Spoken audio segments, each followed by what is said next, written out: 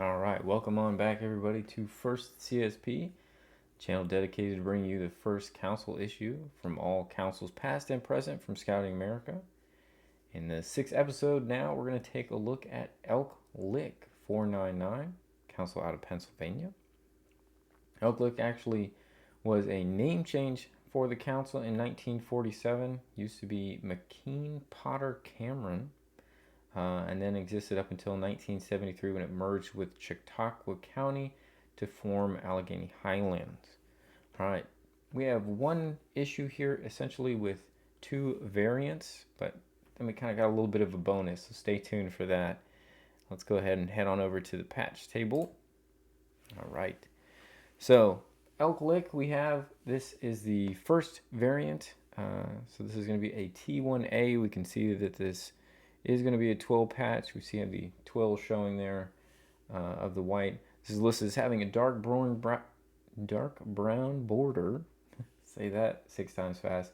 White background, dark brown letters, so those do match, and then a horizontal stitched grass. And that is the key for the variant here as far as distinction.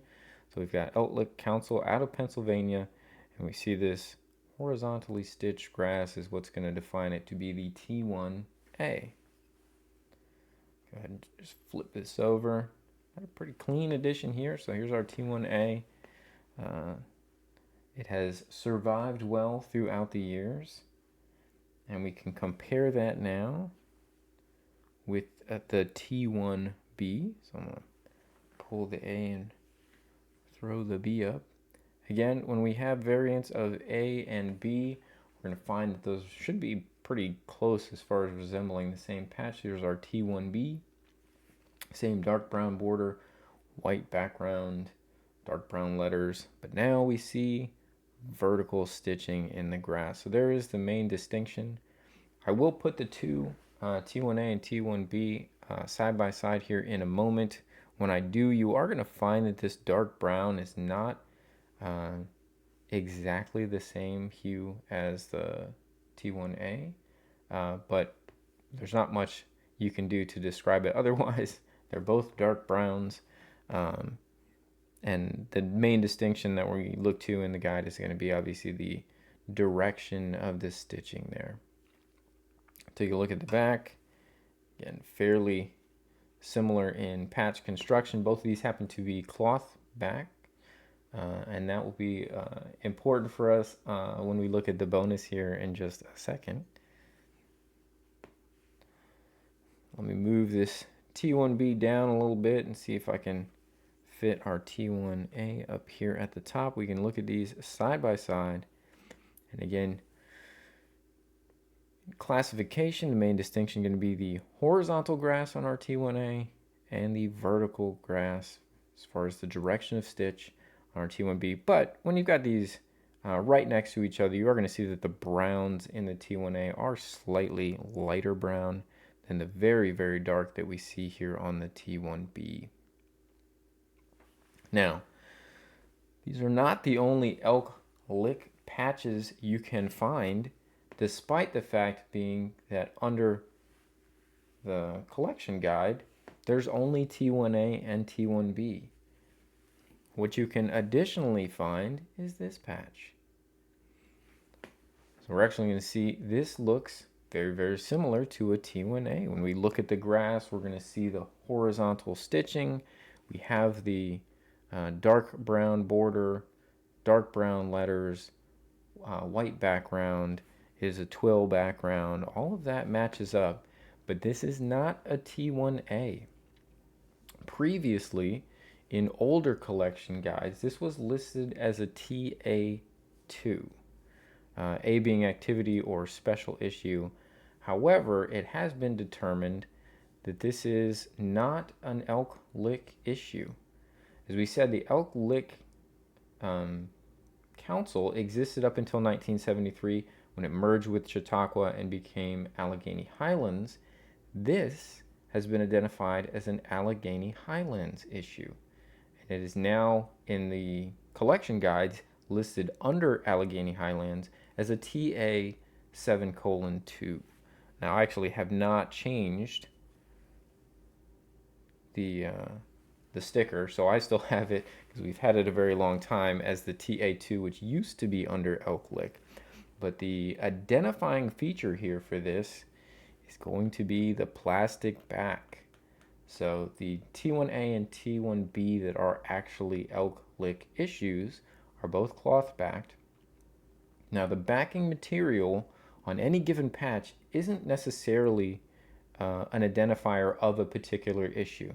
So I've said in some previous videos, there are times when the same issue has multiple production runs, and maybe the earlier production run is a cloth back and the later production is a plastic back, but they are actually still considered to be the same issue. That does happen in some of the CSPs throughout those that have been issued by councils over time. But in this case, the Allegheny Highlands Elk Lick issue, the TA7:2, has the same identifiers as the Elk Lick T1A, so it's a dark brown border, white background, dark brown letters, horizontal stitch grass, but then at the very end says very clearly PB. So if you've got a plastic back, it's actually an Allegheny Highlands patch. I want to put this up with the Allegheny Highlands here at the bottom, and I'm going to bring back that T1A, which also has horizontal green grass. And you can see there is a little bit, let's see if I can push this down a little bit, keep everything better in frame.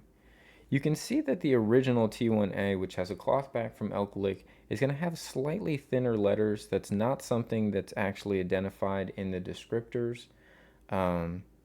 Also, there is an age component. You can see my white twill, which this has been preserved quite well, does seem a little more yellowed over time than the white twill. Also, this is a slightly finer grain twill when you look at the grain within the twill there, but it does appear to be quite a bit brighter, and these letters are a bit more thick. The browns approximate reasonably well. Remember that T1B has the super dark brown.